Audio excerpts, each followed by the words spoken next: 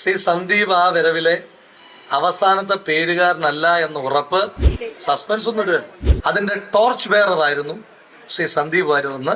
ഇനി കറണ്ട് അക്കൗണ്ടിലേക്ക് നിരവധി ഡിപ്പോസിറ്റുകൾ ഇങ്ങനെ വന്നുകൊണ്ടേ ഇരിക്കുമെന്നുള്ള കാര്യത്തിൽ ഒരു സംശയവും വേണ്ടായിരുന്നു. കോൺഗ്രസിലേക്ക് സന്ദീപ് വാര്യർ വന്നത് കോൺഗ്രസിന് വലിയ മുന്നേറ്റം ഉണ്ടാക്കിയിട്ടുണ്ട് എന്നുള്ളതാണ് പാലക്കാട്ടെ നിയമസഭാ തെരഞ്ഞെടുപ്പിലൂടെ വിജയത്തിൽ കോൺഗ്രസ് മനസ്സിലാക്കുന്നത്. സന്ദീപ് വാര്യർക്ക് പാലക്കാട്ടെ പ്രാദേശിക ഇടങ്ങളിലുള്ള സ്വാധീനം കോൺഗ്രസിന് വലിയ ഗുണം ചെയ്യുമെന്ന ആത്മവിശ്വാസം കോൺഗ്രസിന് ഉണ്ടായിരുന്നു. ആ ആത്മവിശ്വാസത്തെ ശരിവെക്കുന്ന തരത്തിലേക്കുള്ള വിജയം തന്നെയാണ് പാലക്കാട് കോൺഗ്രസിന് ലഭിച്ചത്. 18,000-ൽ പരം വോട്ടിന്റെ ഭൂരിപക്ഷം എന്നത് കോൺഗ്രസിനെ സംബന്ധിച്ച പാലക്കാട് നിയമസഭാ മണ്ഡലത്തിലെ ഏറ്റവും പ്രധാനമായ ഏറ്റവും വലിയ ഒരു ഭൂരിപക്ഷം തന്നെയാണ്. സന്ദീപ് വാര്യരുടെ കോൺഗ്രസിലേക്കുള്ള കടന്നുവരവ് BJP വലിയ കാര്യമായി എടുത്തില്ല എങ്കിൽ പോലും നഗരസഭയിലടക്കം പ്രാദേശിക ഇടങ്ങളിലും ഗ്രാമപഞ്ചായത്തുകളിലുമെല്ലാം BJP കോട്ടുകളെ തകർത്തെറിഞ്ഞുകൊണ്ടായിരുന്നു രാഹുൽ മാങ്കൂട്ടത്തിന്റെ വിജയം.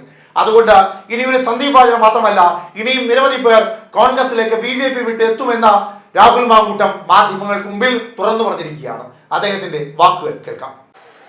ഇനിയും ഒരു പദവിയുമില്ലാത്ത എത്രയോ തിരുവനന്തപുരംകാർ സ്വന്തം പണം മുടക്കി റൂമൊന്നും എടുത്തു കൊടുത്തിട്ടില്ല. മറ്റേ നീലപ്പെട്ടി പണം ഉണ്ടെന്ന് CPM-കാരും BJP-കാരും പറഞ്ഞാലും കോൺഗ്രസ്സുകാർ വിശ്വസിക്കത്തില്ല. കാരണം മുറി പോലും എടുത്തത് സ്വന്തം പൈസക്കാണെന്ന് അറിയുന്ന ആളുകളാണ് ഇവിടെ ഇരിക്കുന്നവർ. അപ്പൊ അതുകൊണ്ട് അങ്ങനെ ഒരു നമ്മുടെ ഓരോരുത്തരുടെയും ആവശ്യമാണെന്നുള്ള രീതിയിൽ തിരുവനന്തപുരം ജില്ലയിലെ കോൺഗ്രസ് പ്രവർത്തകർ നടത്തിയിട്ടുള്ള വലിയ സ്നേഹം. അത് മാത്രമല്ലല്ലോ, യൂത്ത് കോൺഗ്രസ് അധ്യക്ഷ എന്ന നിലയിൽ ഈ കഴിഞ്ഞ ഒരു വർഷക്കാലം എന്നോട് ഇങ്ങോട്ട് വരുമ്പം ഒരു മാധ്യമ പ്രവർത്തകൻ പറയായിരുന്നു, കഴിഞ്ഞ 2 തിരുവനന്തപുരം യാത്ര ഓർമ്മയുണ്ടോ എന്ന് ചോദിച്ചു.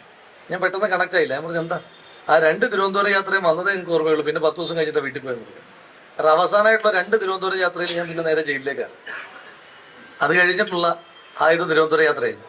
അപ്പൊ ജയിലിലേക്കൊക്കെ പോകുമ്പം എന്തോരം കോൺട്രിബ്യൂഷനാണ് തിരുവനന്തപുരത്തെ കോൺഗ്രസ്. നമ്മൾ സന്ദീപേട്ട ഉടുക്കുന്ന കൈലി തൊട്ട് തിരുവനന്തപുരത്തെ കോൺഗ്രസ്സുകാരുടേതാണ് സംഭാവനകൾ. അപ്പൊ അങ്ങനെയുള്ള കാര്യങ്ങൾ. ശ്രീ സന്ദീപ് വാര്യരെ പറ്റി ഒരു വാക്ക് പറയാതെ പോകേണ്ട ആവശ്യം തന്നെ ഇല്ല. പറയാതെ പോകാൻ കഴിയില്ലെന്നല്ല, ആവശ്യം തന്നെ ഇല്ല. അപ്പോ ശ്രീ സന്ദീപ് വാര്യർ പാർട്ടിയിലേക്ക് വരുമ്പോൾ പല കോണിൽ ആശങ്കകൾ സൃഷ്ടിക്കാൻ ശ്രമിച്ചു. അപ്പൊ ആ ആശങ്കകളെല്ലാം ചോദ്യങ്ങളായി മാധ്യമപ്രവർത്തകർ ചോദിക്കുമ്പോഴും പ്രസ്ഥാനം നമ്മളും എല്ലാം പറഞ്ഞിരുന്ന കാര്യമുണ്ട്. അപ്പോൾ ശ്രീ സന്ദീപ് വാര്യരുടെ പൂർവ്വകാല നിലപാടുകളല്ല, അപ്പൊ ആ പൂർവ്വകാല നിലപാട് തുടർന്ന് അദ്ദേഹം ആ മേഖലയിൽ തന്നെ നിലനിന്നോട്ടെ എന്നല്ല നമ്മൾ വിചാരിക്കേണ്ടത്. ആ നിലപാടുകൾ തിരുത്തി മതേതരത്വത്തിന്റെ ചേരിയിലേക്ക് ഒരാൾ വന്നാൽ, അപ്പം ആദ്യമൊക്കെ ശ്രീ സന്ദീപ് വന്നുടനെ BJP-യുടെ സംസ്ഥാന പ്രസിഡന്റ് തന്നെ പറഞ്ഞത് രണ്ടാമതൊരാളുടെ പിന്തുണയില്ലെന്ന്. അതെന്താന്നൊക്കെ ഇപ്പൊ ജനങ്ങൾക്ക് ബോധ്യപ്പെട്ടിട്ടുണ്ട്.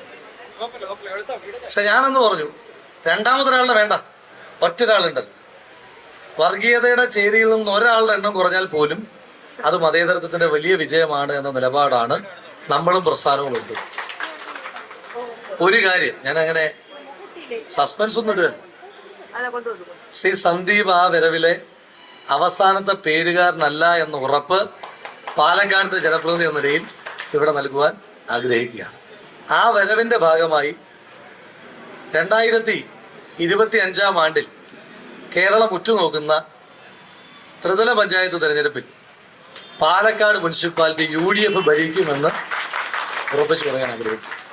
അദ്ദേഹം പ്രസംഗത്തിനിടയിൽ പാർട്ടി വിട്ട് അധികാരത്തിന് വേണ്ടി പോകുന്ന ഒരുപാട് ആളുകൾ അല്ലേ, നിന്ന് നിപ്പി പോയ ഒരുപാട് ആളുകൾ തിരുവനന്തപുരത്ത് തന്നെ നമുക്ക് അറിയുന്ന ആളുകളൊക്കെ.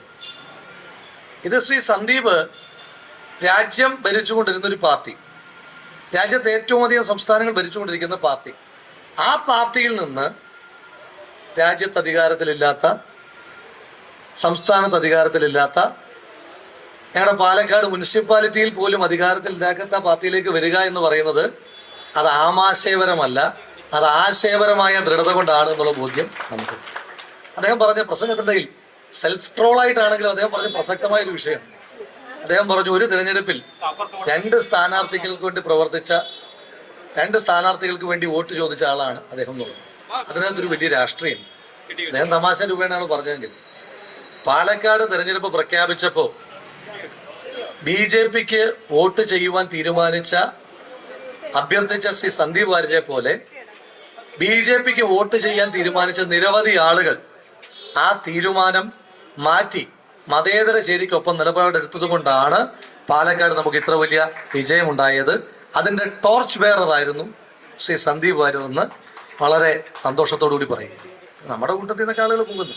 അതുപോലെ ഞാൻ പറഞ്ഞു, പദവി നോക്കണ്ട. ശ്രീ സന്ദീപ് വാര്യർ BJPയിൽ വഹിച്ച പദവി എന്താണെന്ന് നോക്കണ്ട. ഒരു കാര്യം പറയാം, അവരുടെ ഇപ്പോഴത്തെ സംസ്ഥാന പ്രസിഡന്റിനേക്കാൾ ഒരു അങ്ങാടിയിൽ ഇറങ്ങി നിന്ന 4 പേർ അറിയുന്ന ആളാണ് ശ്രീ സന്ദീപ് വാര്യർ എന്നുള്ളത് കൊണ്ട് അത് നമുക്കൊരു അസറ്റാണ്. അപ്പം ആ അസറ്റ് അവിടെ അവസാനിക്കുന്നില്ല.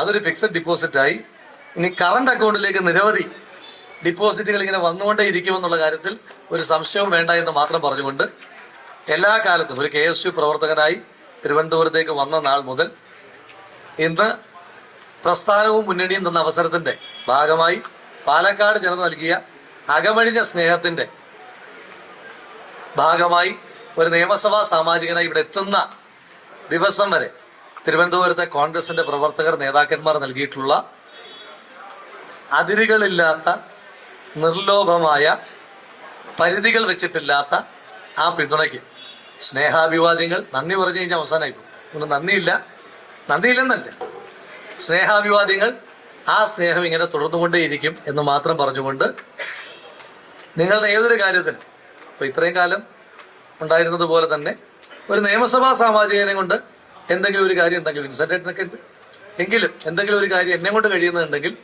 അതിന് ഒരു മടിയും വിചാരിക്കാതെ വിളിക്കാം.